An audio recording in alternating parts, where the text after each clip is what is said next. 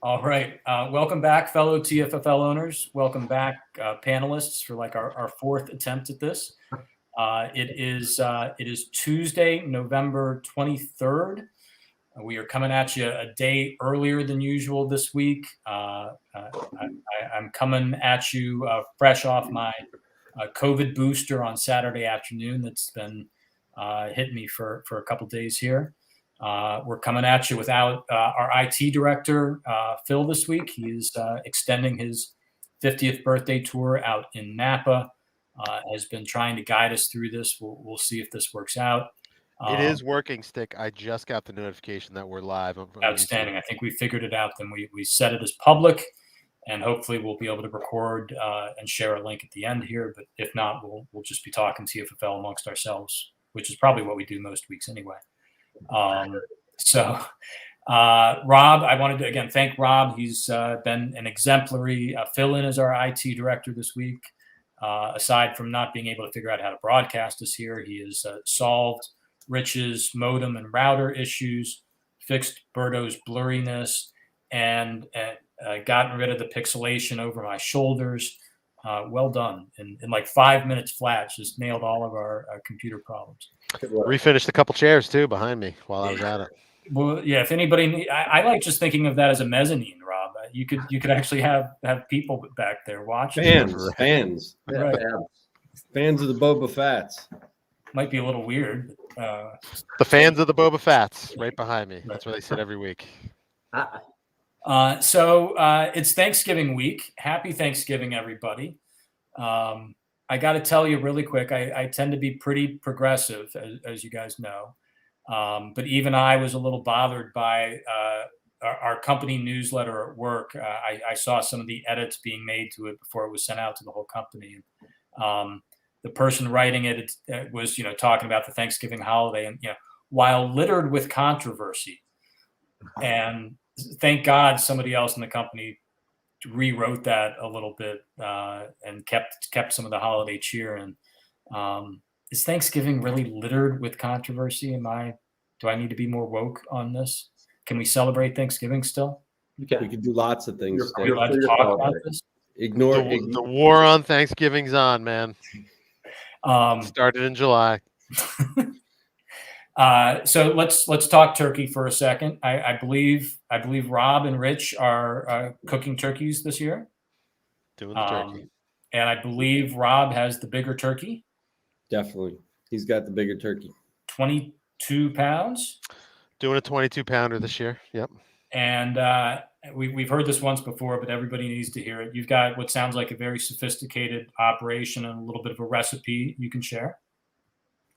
Me? Yeah. How do you cook this thing? Tell us all about it. It is not sophisticated. So 2 layers of butter. Well, yeah, you get some butter.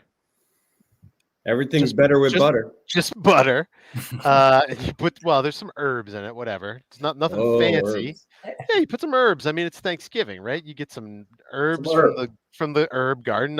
All you guys have herb gardens, right?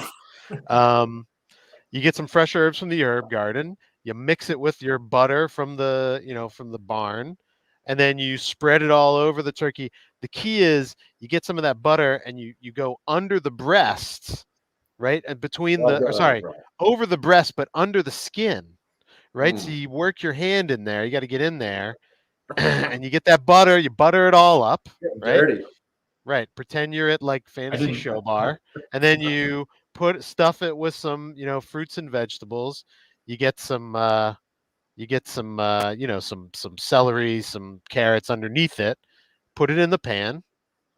15 minutes for every pound.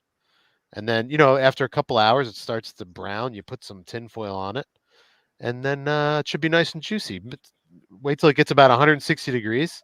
Take it out, tin it for an hour, and you're good to go. Then you carve it up, and you got Thanksgiving. So no brining, no injecting it with anything. I don't deep fry it. I don't stuff a turkey with a duck or anything like that. Straight up turkey with some butter, and it's good. That still sounded pretty sophisticated. That 5.5 hours in the oven? Well, it's 22 pounds. You do what? 15 minutes per hour. So I think that's about 5.5 hours. You can't be guessing on this. It's actually easy because I'm working tomorrow while the thing will be cooking in my oven upstairs. I will have a thermometer in it. Ding. Yeah, and it's You have easy that on to Bluetooth? it's easy to check it. You have that on Bluetooth? I did the math. I do have a 5.5 Bluetooth hours. thermometer. It works great. Turkey cam. Turkey cam, yeah. Yeah. All right. Well, happy Thanksgiving, delicious. everybody.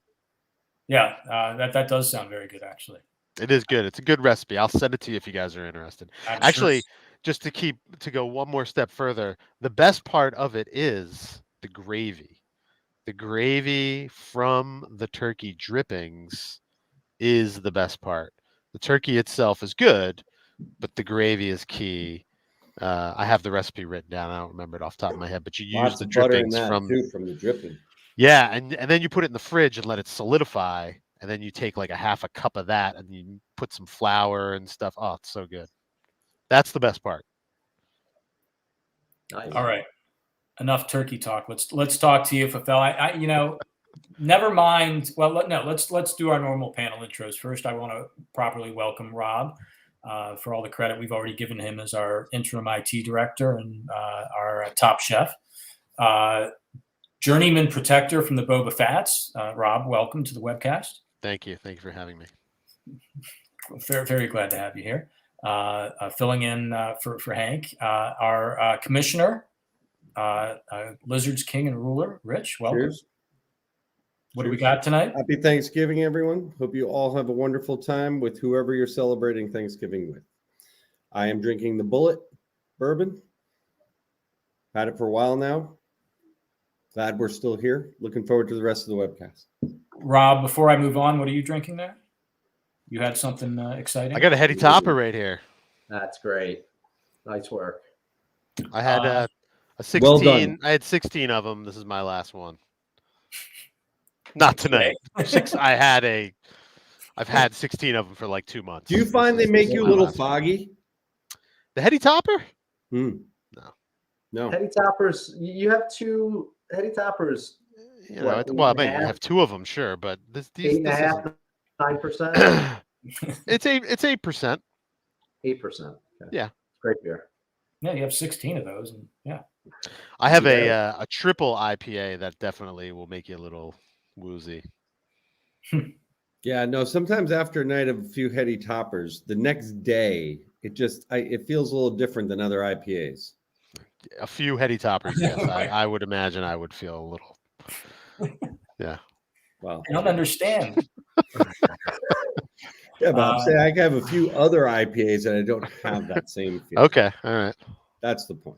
I did my judging for the cannabis awards, and I had a few heady toppers, and I'm foggy the next month. I'm just wondering how that could possibly be. What if you have a couple of cans of Julius? Do you not feel the same way? No. No. Okay. What do you like better, Julius or heady I topper? actually like Focal Banger by The Better. Alchemist better Local than Heady Banger's Topper. very good. A lot of people do. A lot of people say that. Yeah. I still prefer heady topper, but Focal Banger is really good. Have you Focal had Banger Julius, doesn't leave Berto? me with- I'm sorry, I have Rob. not had Julius. No. I prefer Julius to both of them. Julius is incredible. Have you had the Julius? Yes. Yeah, Yes. really good. And Really you know what I just had is Juice Bomb? haze. Juice Bomb is good. That I've had. Purple haze. Juice Yeah. Bomb is amazing. Haze and green, Yeah. very green and very hazy are all Super good. fantastic. Super beers. good. Fantastic beers. Try Russell, and that one has a bit of a smoke flavor. It feels like you just left a fireplace, like an outdoor fire pit or something. It has this smokiness about it. It's fantastic. All right. This I'll is be driving through great. there in a couple weeks. I'm sorry, that one was called Little Fire. There's Little another Fire. one called Russell. Yeah. Okay. All right. This is great, engaging content for our viewers. Turkey, beer tips, showing us, Thanksgiving, Are we damn it. still wasting time to make sure we're recording, or are we showing us actually going to talk as football real at some point? people, not just TFF. And then go see the results of the Cannabis Cup. There you go. All in one weekend. So let's wrap up our intro here in 10 minutes or less. High command from Jack's Giant Killers. Berto, welcome. Good evening. Good evening. Hopefully we are recording things. Ooh, wine tonight. Cheers. Yes. Cheers, boys. What do you have there? This is a cab. All right. Phil is drinking cab tonight out in California. In honor of Phil and Napa, There or you go. because the bottle happened to be open. All right, so let's get going here, and I was going to say we'll maybe talk for a few seconds about the aliens who are in the midst of a kind of a really weird 3-game win streak, but nonetheless, the aliens are pretty much out of this. I'm not delusional, and I'm out of this, and I think this is such an exciting TFFL season right now. We've been talking about it for a few weeks with the division races across the board tightening up. We actually saw a little separation last week in one particular division, the sometimes fascinating what is it, the SoCo? Let me get my geography right here. The SoCo East, where the Beavers now have a 2-game lead with 3 to go. But we saw movement with 2 other teams fighting for playoff spots. Berto, sorry to say, Jack's Giant Killers on the outside looking in as of right now. Despite making a couple big trades, which we'll talk about tonight. So lots to talk about on the trade front. We've got a controversy, or so some people might think, that we'll talk about. So we got a lot of good stuff tonight. I have to say, I think the 14-game schedule is contributing to some of this. It just feels like the right length for the season. 13 maybe was just a little too short. But we're seeing some really good teams. A lot of them, and unfortunately, 1 or 2 are going to miss the playoffs. Miss the playoffs. But a lot of really good teams and some great matchups down the stretch here. I'm excited to watch this. Headlines really quick coming out of week 11, and then we're looking ahead to week 12. Rob, the Boba Fats are one team over 100 points in week 11, 112 points, and now 5-game winning streak, I believe. Thank you, Jonathan Taylor. Jonathan Taylor, big game. He wasn't your only one, though. Herbert had a big game. Herbert had a big game, and my defense had a big game. And the defense, yep. As I said, a big headline is the playoff race did shift coming out of week 11. The Killers and the Hams, both with surprising losses, falling back. Actually, the Hams really didn't fall back because the Sponge also lost to the Boba Fats. But losing to the Aliens, I think, has to be seen as falling back. Injuries in week 11, I may be missing a few, but I seem to capture a lot of Giant Killer-related running backs. Michael Carter, recently traded away, quickly gets injured for the Mongols, out for at least 2 to 3 weeks.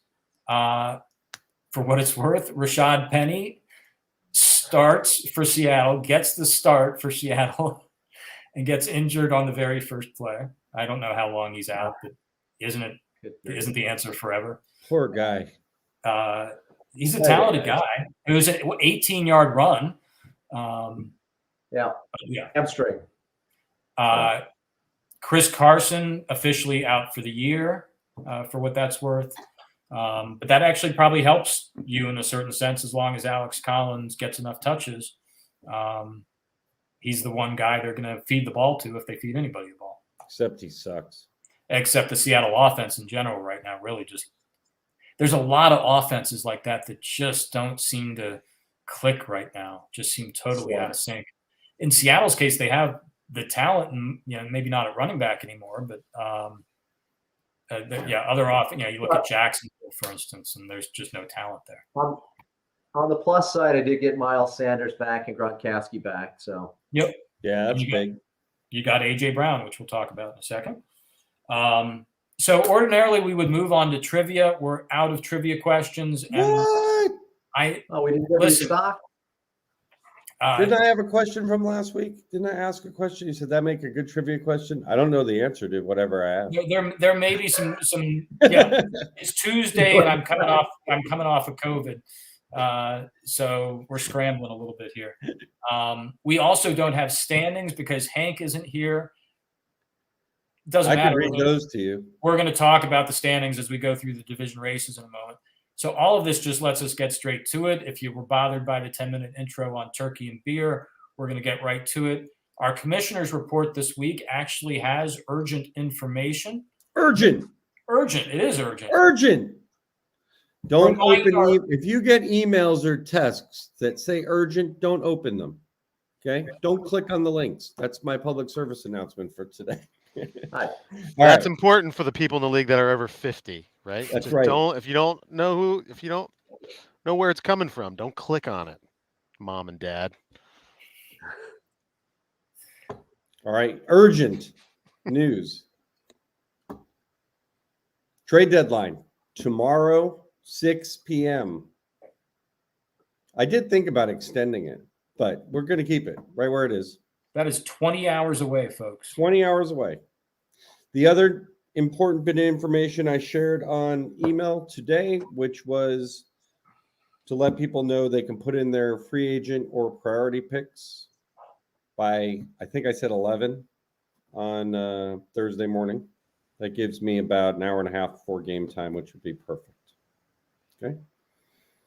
That's all the news fit for chatting about. So, Rich, when you say you're thinking about extending the trade deadline, is that to help yourself? Do you have some things that you're working on I have that no you want to, interest. give yourself some more time? Okay, just No, check. I don't need any more time. If I need to make a trade, I can make it before tomorrow at 6 p.m. Okay, good. But I just, what came up earlier in the season, and I'm wondering now that we're there, that with the 14-week season, why not have pushed it out one more week? But no reason to. We see how it is this year. Maybe we go by a week from now and we look back and we say, it would have been nice to have the trade deadline one more week. Well, we pushed it out, a week last just a year, debate. right? It was the first year. Did we I like it. This feels good. There's only 3 games left, right? Yeah. Four games left. It was a couple years ago that we moved it to the Wednesday before. Yeah, it was 3 years. Yeah, it was pretty recent. For the record, I hope you guys will agree with me, but every so often somebody will lament there aren't enough trades in the TFFL. Trades never happen because we have 7 keepers or this and that. We're going to talk about a big trade once again this week. I feel like we have plenty of good trades in the TFFL. Yeah. So it's been a healthy season in my book. So only one player that I had on my trades that should happen got traded that I can see right now. That was Darrell Williams. Okay, well, here's my first urgent question to you guys. We got 20 hours to go. Berto, you're obviously often one of the more active traders in the league. You can start here. How many more trade talks are still going on? What do you expect to happen over the next 20 hours? For me or total? Total. What are you hearing? Oh, total. I think there'll be. All right. So the over under I'll put at 1.5. All right. So I will take I think there will be 2. I'll take the over. Are you guys, everybody here, are you getting hit with a lot of offers or has the dust pretty much settled at this point? I still think there's things that can happen. Maybe they're not going to be huge trades, but I think there could be some, depth or window dressing or, kicker. I'll even include those types of trades too. That could happen. We saw one today, right? I can't remember what that was. That was the Sens and the Hams again. I don't remember the context of that trade again, but cheating. Was the context. Cheating, according to Phil, was the context. But yeah, so there'll be 2 more.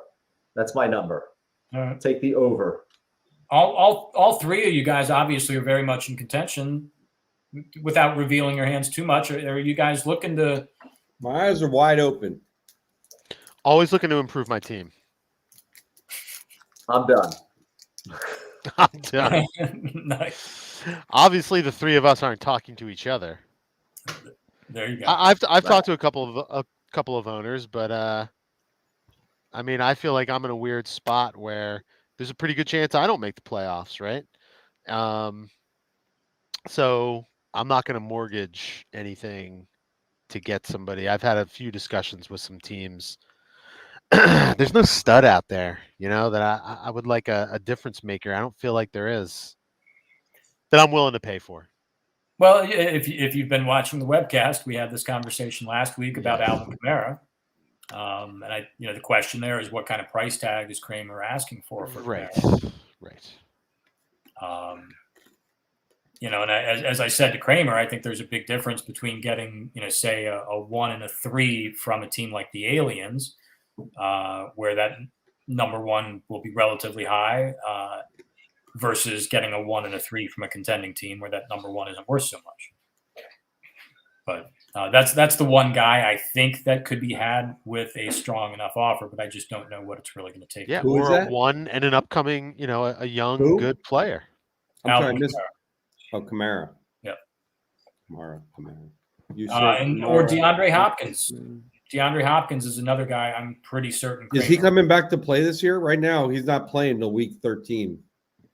Yeah. For what Yeah. that's worth. So is it worth trading a 1 and something else for a guy who may or may not play week 13? And he's coming up on 30, isn't he? He's is. probably 29. coming up on 30. He is.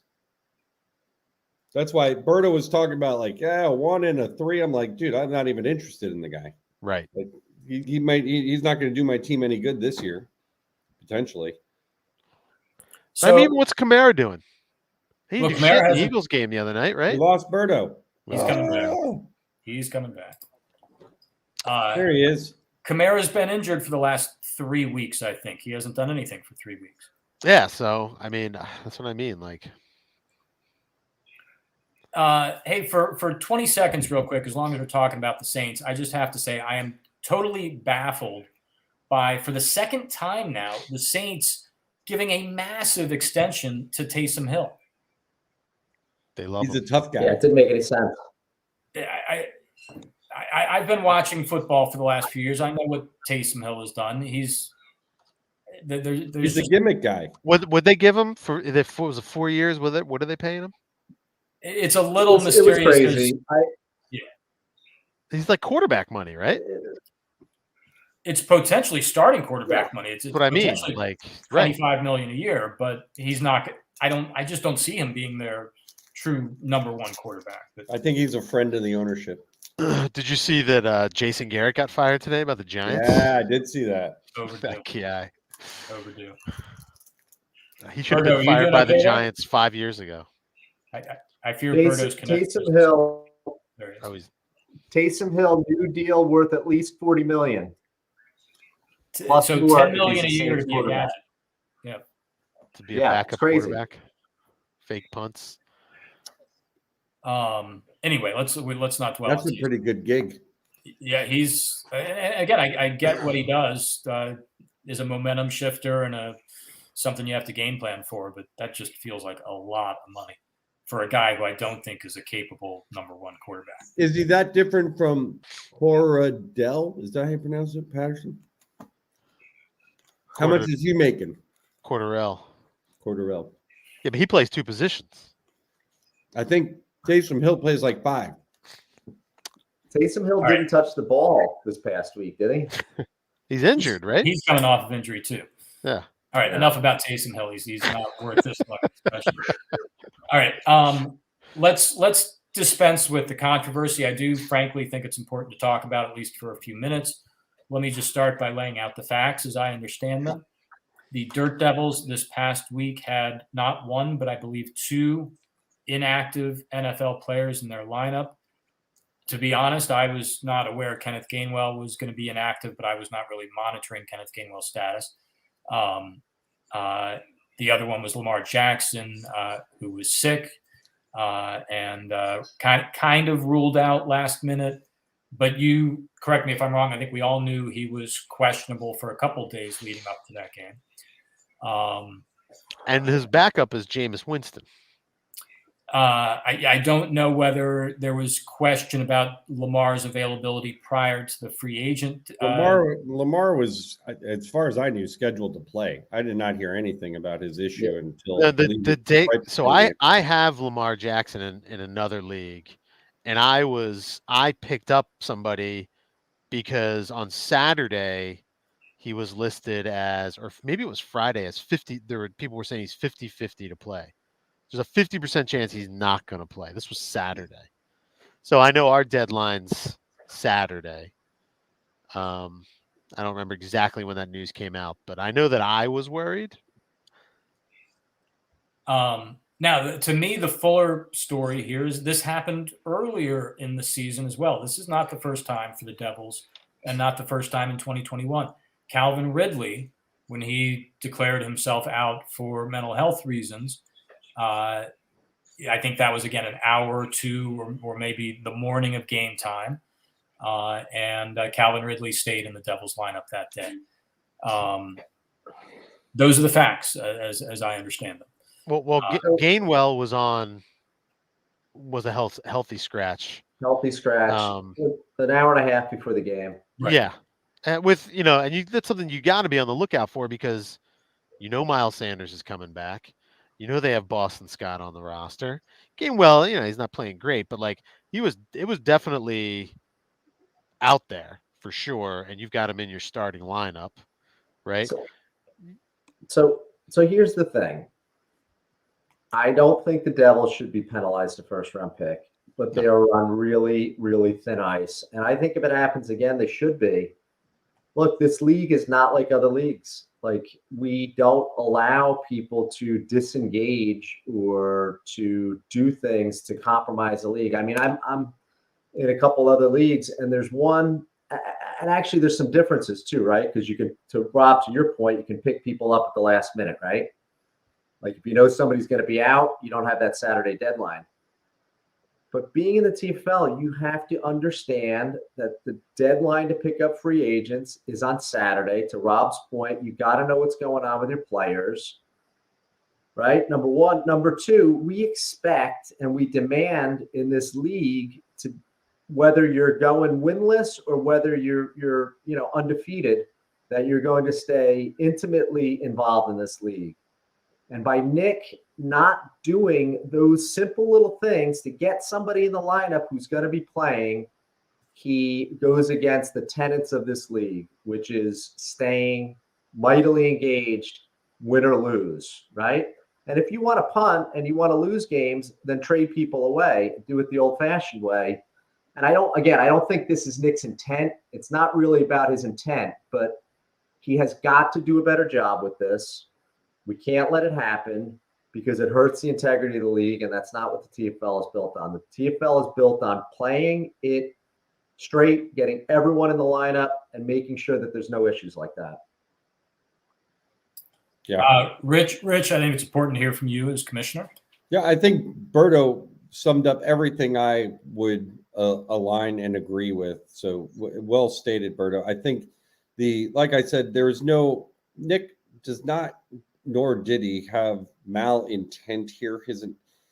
It's about being checked in or checked out. And that is what you nailed. And that I agree with, again, everything Berto said is how I felt about this whole thing as well, which was, Nick, hey, I get you didn't intend to do it. You weren't maybe paying attention to something you should have been. And we all take this very seriously. I also looked at the fact that there's nothing that would have mattered in the score in the game and the result, even beforehand looking at it. I don't think there's anything he could have done that would have changed that. Nonetheless, unless he made some major trades or whatever. I'm not going to get into that. The bottom line is the effort wasn't there relative to making sure that, or communicating at very least that, hey, I tried this, I did that, I'm stuck or whatever. The Gainwell bit, to Fatz's point, 90 minutes before the game, you should probably know that or check it out. He was busy doing something else, most likely, that is also important in his life. I don't doubt that. And there are issues, and I'm going to say this for everyone's benefit. I would give everyone the benefit of doubt in this league relative to their commitment and what we do in playing in this league and the ethical level of play that which we have adhered to for 25 years. That to me is not in question here, but it will happen where somebody's at a fucking funeral or something happens and something changes in the game and you get fucked. We've all gotten screwed one way or another where, I don't care if it's the first play of the game and the guy's out the rest of the game and you got screwed, or you were at a funeral and you didn't see the thing that, so-and-so decided not to play the last minute. It shit'll happen. So again, I didn't see anything egregious here. I know it wasn't his intent. but we need Nick to step in back into and make sure he is, even if the team is not going to win, that he's putting a starting lineup out every week and being competitive. End of story. Yes. Next subject. All right. Good. That was quick and easy, and well said. Well said. Yeah, Rich. Yeah, listen. It's fantasy football. There are going to be things more important every few years for somebody. But as we've all said, yeah, this is very important to all of us. We've been having this discussion every once in a while now for 25 years. Fill a lineup with active players. I've started 0-8 and cared about the ninth game as much as I did the first. That's how we should all feel. No, and I'll addressing Chiefs allegations of criminal tanking. You can see, you put in a guy like Marquez Valdez-Scantling, you're going to get some points every once in a while. That you look. Nick a beat guy me last that week. could help a lot of teams, Nick right? beat me last week. He played a team and he fielded a team to beat me. He's being competitive. Nick is not intentionally tanking. Right. But it is a TFFL crime not to have 9 active players in your lineup. So yes, fill an active lineup, a full. That's active why I said tank the old-fashioned way by purging your roster. Hey, it doesn't work. I hate to tell you. It's amazing. When your opponent scores 40, yeah, it is amazing.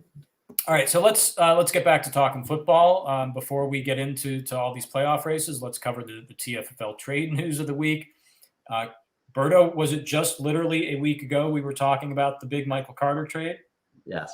Okay, so a week later, maybe even less than a full week later, there's another Michael Carter trade. Love seeing it. I don't care what you think about it. I love the fact we are having big trades, and I love the fact you're trading away the player you just made a big trade to acquire. Good for you, I guess. How do you feel about all this? So here's the thing. I came on this webcast with Michael Carter is going to be fantastic, blah, blah, blah. I still think he's going to be very good. However, I started to sit back and think about it a little bit. I was looking at A.J. Brown a while ago. And Henderson, and actually I wanted Henderson more, but I didn't think that they were obtainable, right? So that was part of it. Waller hasn't been scoring. Gronk was coming back. I think I can get another tight end. So maybe I had a little bit of stick. Couple conversations you and I have had about tight ends. I was thinking about that a little bit, possibly. I saw the trade that Chief made for Diggs, and I was like, Diggs, stud wide receiver that he's going to have there for years. And then I thought about my keeper list and, the fact that, I definitely still want to make the playoffs, and I still think I can. However, I started to do the math a little bit, and I feel like Waller could have been possibly the odd man out anyway. He could have been 8 or maybe even 9 on the keeper list. So I was like, oh man. And I had already I had sent Terry something, that I may send you a big offer a few days ago. Or even, or longer than that. And then Sunday morning, I was like, oh, I'm going to send him this offer and see what happens. And Terry got back to me right away. And he's like, I got to check with Bob. I got to talk to Bob. I'm like, fine. I'm getting a coffee. I'm in the car with Jack, and we're driving to soccer. And he texted me back. It was done. And I think again, I looked at Chiefs wide receiver core, and I was like, damn, Adams, Cooper, and Diggs. And I said, if I get A.J. Brown, I have a wide receiver core like that. It might not be, I don't have Devontae Adams in there, but I think it's pretty damn strong. And these guys are all young. Jamar Chase is 22 or 21. A.J. Brown is 24. And I think McLaurin is 25 or whatever, or 26. Yeah. So they're all young guys. And I'm like, that's really good. And I don't have to worry about that for a while. And so a lot of factors went into that one. But I was also chuckling a little bit because I had defended the Carter trade so much. But I saw this as an opportunity to get the best player of the three, the best player for a keeper league, and I couldn't keep Waller anyway, I don't think. So that's why I did it. Rob, Yes. you looked like you were itching to talk. No, I was No. burping. Just No, I think I was one of the people who liked Berto's Michael Carter trade. I like him. And I like the AJ Brown trade. I like AJ Brown too. So what was the net of the deal that you traded for AJ Brown? What Waller and A 1 and a 2. Waller a one and one? two. Waller 1 and a 2 for AJ Brown. did I miss the 1 and the 2? I didn't see that in the. No, that's what I paid for Carter. Right. Oh, I was gonna say I No, there the was no- net of the whole thing. Got it. I see What you're did at. it end up being for AJ Brown? Which is not cheap. No. It's interesting. We talked last week about how Chief seemed to be emulating Berto by giving away draft picks, and now it's flipped around. Berto admitting he's following Chief's and it's a strategy that has worked not just for Chief, but the Beavers had a great receiving core. The Lizards had a great receiving core. 3 stud receivers. You go look at any objective dynasty league rankings, keeper league. It's young receivers at the top of those lists. Yeah. Mind you, running backs are typically more important in the TFFL, but if you're looking to put 50 points a week on the board from a position group, you can do that with 3 stud receivers. Yeah. The odds of getting 3 stud, you can go get 3 receivers if you pay enough. You just can't go get 3 stud running backs. But you can draft these stud receivers all over the place. That now. too, right? You can go. And there's the chance, unlike running back, right? Like that's I where it's a little bit AJ tougher. Brown. Yeah. Right. So Right. the other thing too is, I mean, I don't know. I kind of think about it like I like to get the best player, and again, AJ Brown is the best player in that. I mean, Michael Carter could blow up. Waller is going to be 30. Waller. He's replaceable. Right. I mean, Carter could be awesome, and I don't know, but right now, AJ Brown, 24, stud.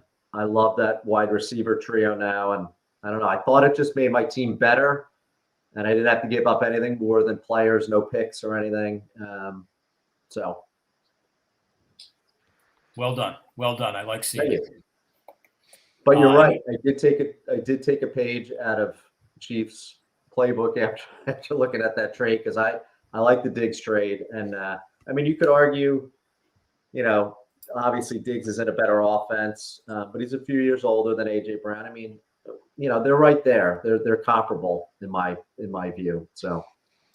And listen, I know there are plenty of teams that have had bad luck this year, but I do feel a little bad for Chief losing there in Week 11 to the Boba Fatts with their 112 points, because the Diggs move was a nice aggressive move. It paid off immediately the first week he had him.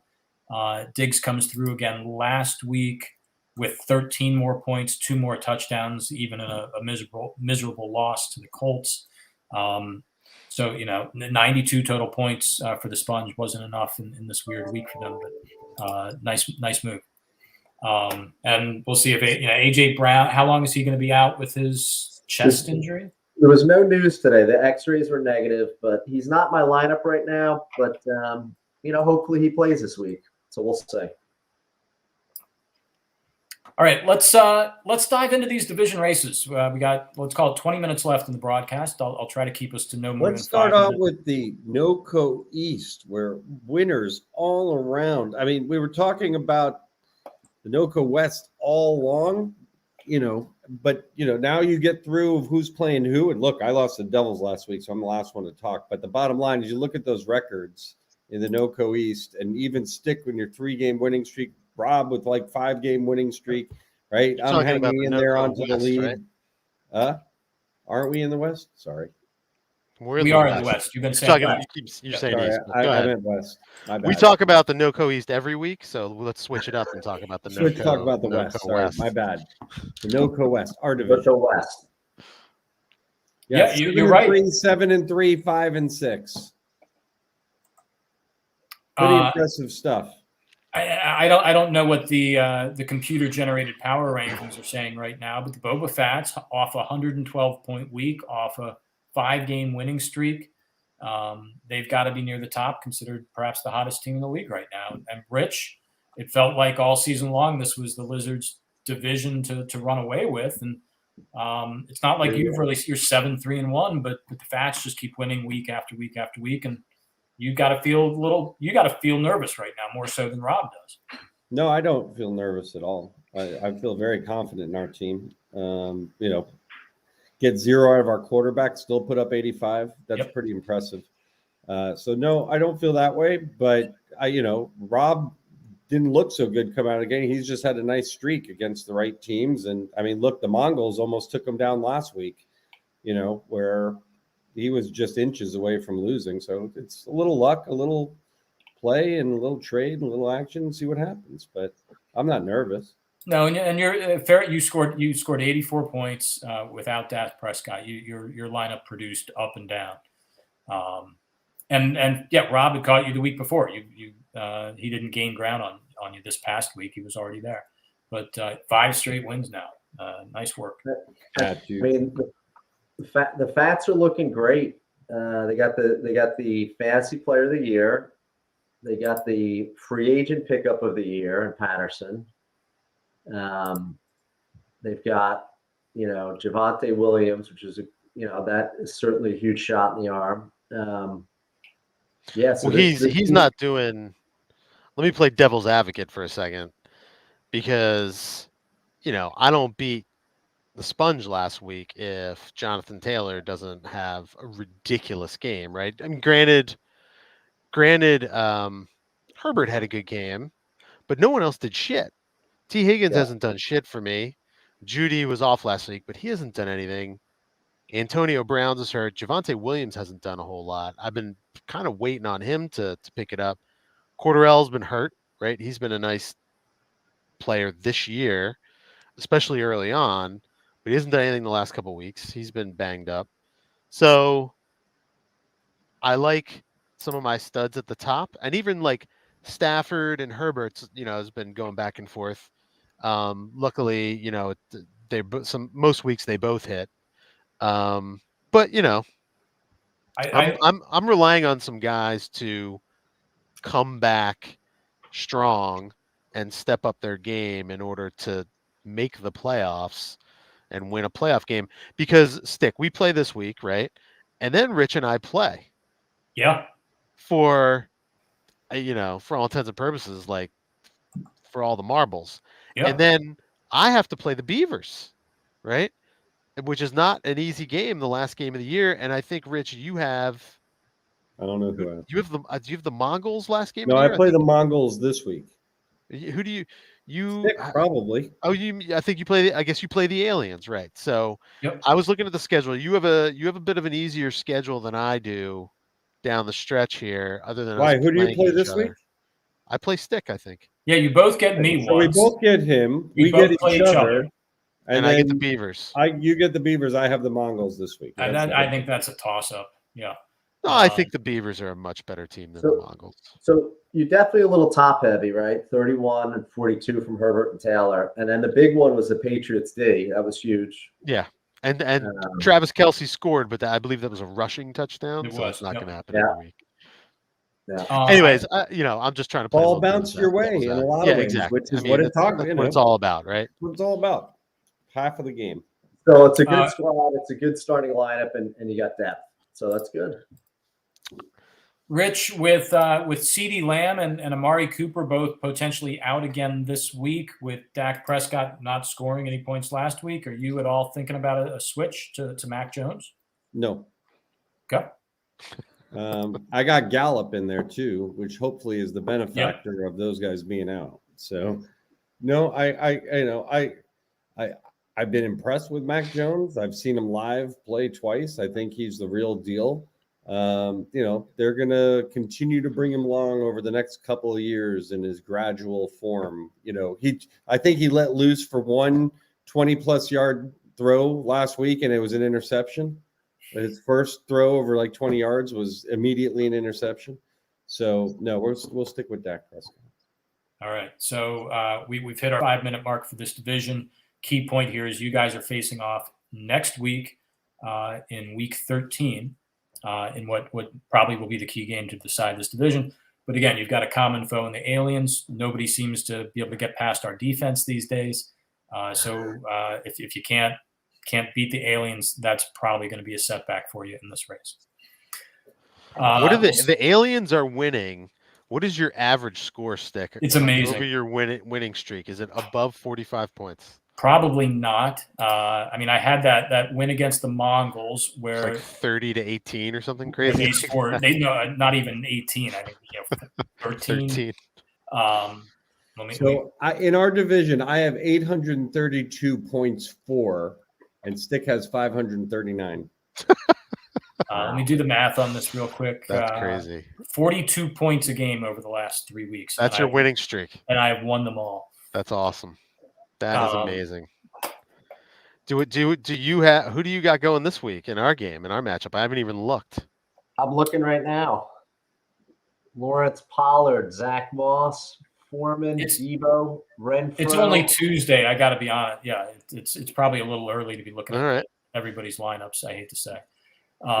Let's quickly go Stick. Stick, you could win our division still. I just want to point that out.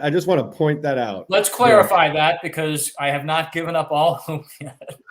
But I have heard from a couple people trying to trade players to me in hopes of getting a draft pick from the Aliens. Nice. And I have said, listen, let's be honest. I'm not out of this yet, but I am 2.5 games out with 3 games to play. And I've got to climb 2 teams. If you lose this week, you're out. My margin for error is 0. I've got to win out, and again, I've got to climb 2 teams. So it's not just who's your non-division opponent that you're playing. I do play the Devils, which is part of what gives me hope. So if I can count that as a win right now, that probably dooms me to losing. And he will probably only start like 5 players that game, so you might be pretty good. Right.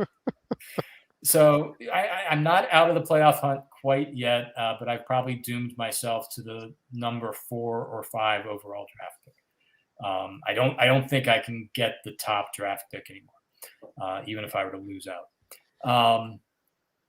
All right, let's move on quickly. There's one division I think we can talk a little bit less about, and it's not just the NOCO East, but the SoCo East. Mentioned it earlier. It's the one division where there's now a 2-game cushion for the first place team. The Beavers, 4-7.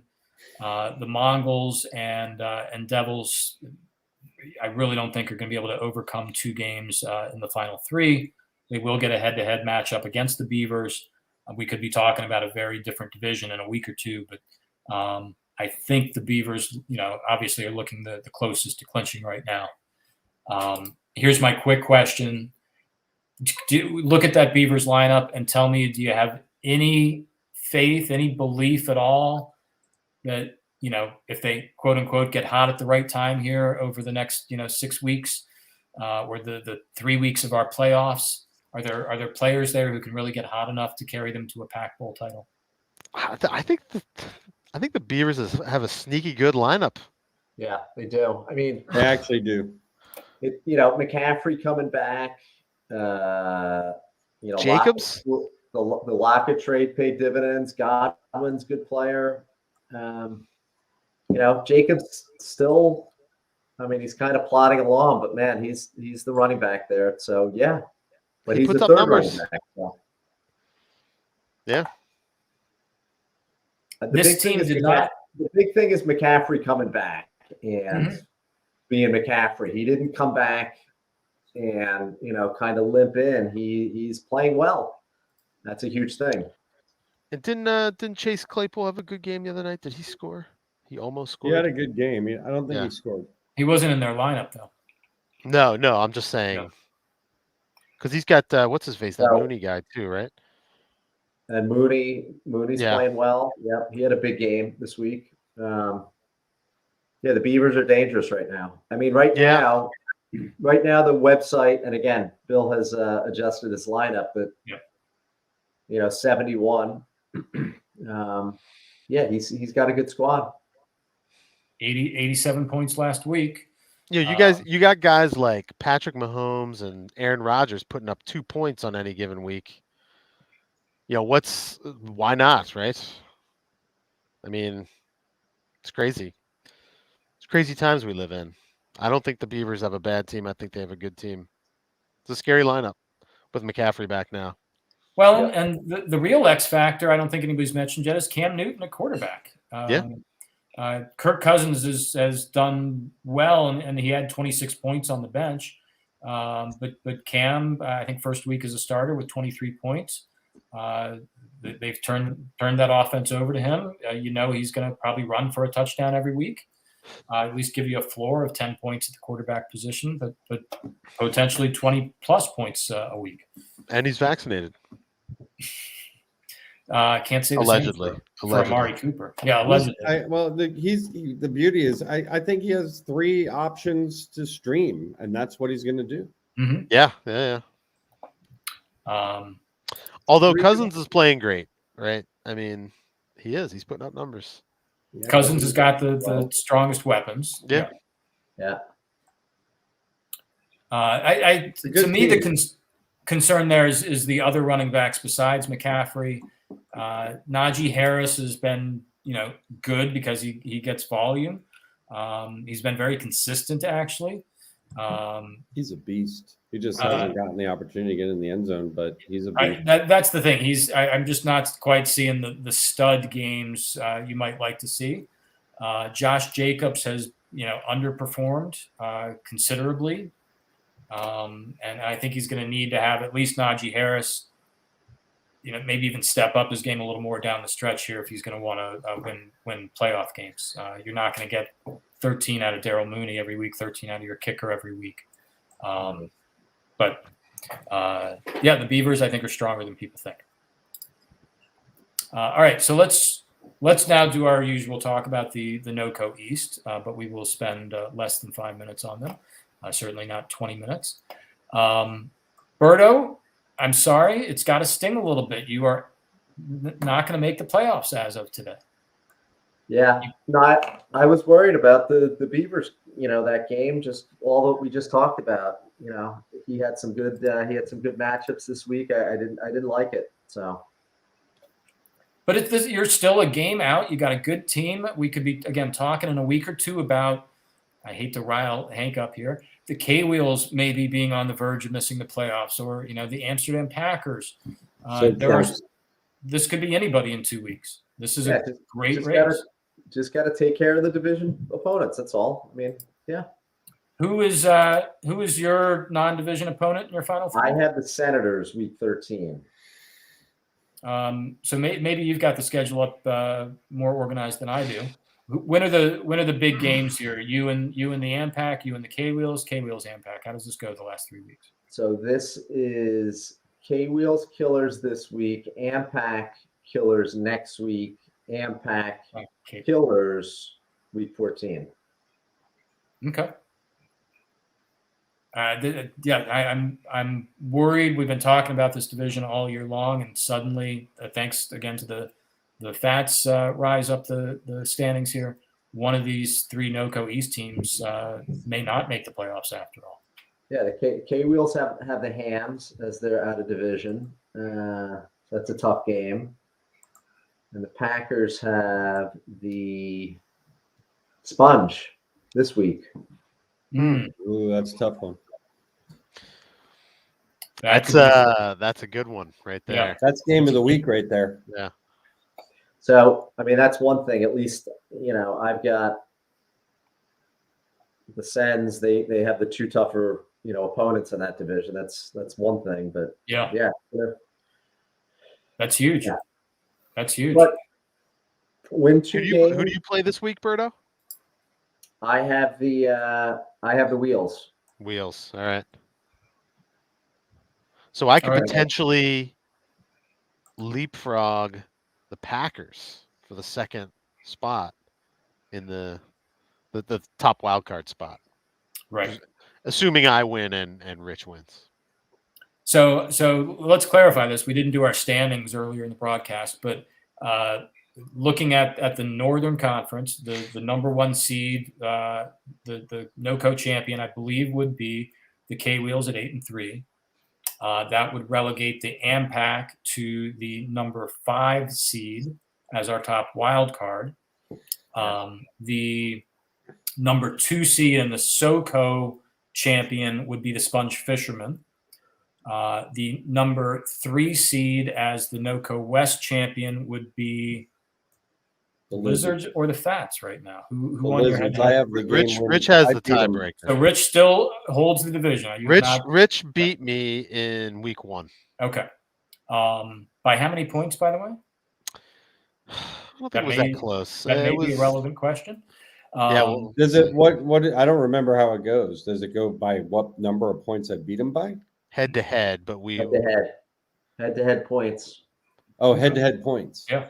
For All the right, well, division. first it would be head to head, and Right, if right. I beat you, we'd be tied, and then Yeah. it would go to points. All right. Right. We'll Got be If it. you Right beat now, me in I'm 2 only- weeks, then it's moot.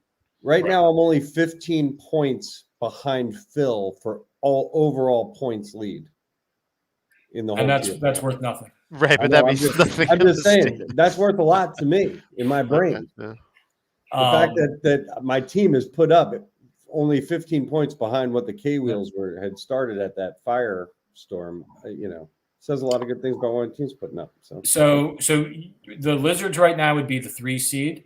The Slippery Beavers would be the 4 seed. The AMPAC would be the 5, and the Boba Fats come in right now as the number 6 seed. Obviously chance to move up a lot here over the next few weeks. 80 to 52. That was week 1 score. Lizards over Fats. yeah. Wow. Okay, that's a big gap. And I have the tiebreaker against the Packers and the Giant Killers. Yep. Wow. I beat both of them. Yeah, I maybe beat both of them this year, but I have a tie, so it doesn't. That's not going to come into the play. ties are right. Yeah, so I'm gonna- listen, the number 1 seed I just talked about was the K Wheels at 8-3. The number 6 seed, 7-3-1. We have a half game separating those top 6 teams. Pretty We awesome. have the Hams, and we'll talk about their division real quick in a second, sitting at 6-5, a half game out of their division lead. Again, in 2 weeks, we could be talking about the K Wheels at the number 1 seed right now, being on the outside looking in, or the AMPAC at 8-3. There's a lot still up for grabs, and a lot of teams bunched tight at the top. Yeah. Okay, let's talk about this last division real quick. It's a 2-team Yeah, race. Senators are out. They both failed to win this past week. The Hams loss to the Aliens, much more egregious than the Sponge Fishermen's 92-point loss to the Boba Fats. We said last week that the Diggs acquisition was perhaps a big difference maker. He has proven to be a big point producer for the Sponge. Just didn't earn them a game in the standings this week. Do you still see the Sponge as the prohibitive favorites there, especially with Mahomes being so inconsistent? I think so. I think that the Sponge are the favorite. Michael's made some good moves recently to try and bolster his talent a little bit that I think will absolutely be competitive. And then it comes down to what happened to Rob, what happened to me, what happened to all of us. How's the ball going to bounce? I mean, again, it's one defensive touchdown here, an extra 50-point, from field goal from your kicker there. Those make the difference, and it seems to be this season especially, but I'm sure it's that way every season. I just think the Sponge have a more consistent top to bottom lineup that's going to put up points for them, and we've seen it come out the last 2 weeks. So I think it'll be tough for the Hams to overtake them. But they've got Lady Luck maybe on their side. Michael has CD Lamb injured now, right? He's probably out. This, considering it's a short week, he's coming off a concussion. Well, Yeah. and he's got Mahomes on a bye, so this is a tough week for him after coming off scoring 40 points. So, and who's he play this week? Let's check on this. I mean, you got to make up a game Senators. somewhere, right? We're running out They're of games playing here. the Senators, but they've Yeah. got the Sponge and the K-Wheels as their non-division opponent. That's tough. That's Yeah. going to be tough for Michael to catch Chief, I think. But I think this is after failing to beat the Aliens, I think this is a must-win game against the Senators this week, obviously. Yes. If he loses that, I think it will be really tough for him to. But again, the Sponge have got to go take care of business and get at least one more win here to put that separation between them. But the Sponge are putting up points. Yes. And getting stronger. Yeah, there's nothing they're doing wrong. Right? Derek Gore is not going to get you stronger, right? Not going to win you games. Yeah, I mean the Hams, laid an egg this week for sure, but last week they put up 112, right? Is that right? Did they? So, yeah, Mahomes had a huge game, right? Mahomes had a monster game. Yeah, I mean, yeah. No, we've talked about this a little bit. The reason the Hams lost to the Aliens is Mahomes flopped. He had 2 points. He's had a bunch of these games now in 2021. If he puts up 2 points in the playoffs, or if he puts up 2 points down the stretch here going into the playoffs, he's not going to make the playoffs. Mahomes has got to score for the Hams to win. Yeah, and if AJ Dillon is playing more, that's huge, right? That's a big swing.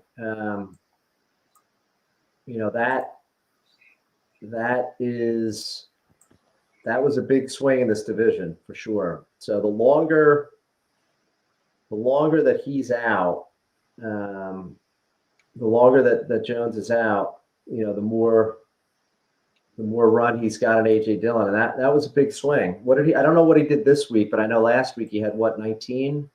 It was a big day. It was something like that. Dillon didn't do anything this week, I don't think. So, but the week before he did. So, Jones is out a couple more weeks. That's a big thing. No, and I think we all probably sense to some degree Aaron Rodgers is going to have a big stretch run here in what's probably his final season in Green Bay. Oh my God! This week, when I was playing Chief, I was feeling pretty good, and I had to drive to take my sister to her my daughter to her horseback riding lessons, and I'm just like looking at my phone as I'm driving. I'm like, Chief just scored 5 touchdowns in like 30 seconds. It was the most unbelievable thing. It was like Aaron Rodgers, Devontae Adams. Oh, Aaron Rodgers, Devontae Adams. Oh, Stephon Diggs. Oh, Stephon Diggs again. I mean, it was crazy. My phone just kept going berserk. He's got some firepower. He does. Yep. He does. Yep. Speaking of Aaron Rodgers. It is. Scary on paper, as they say. They got to get out there and produce. I've watched my, great names on paper do nothing. Right. But Aaron Rodgers has laid a couple eggs too this year. Yeah, I mean, they all have. But they all have. Cup, Adams, and Diggs, man. I'm just looking at this again. That is strong. Mm-hmm.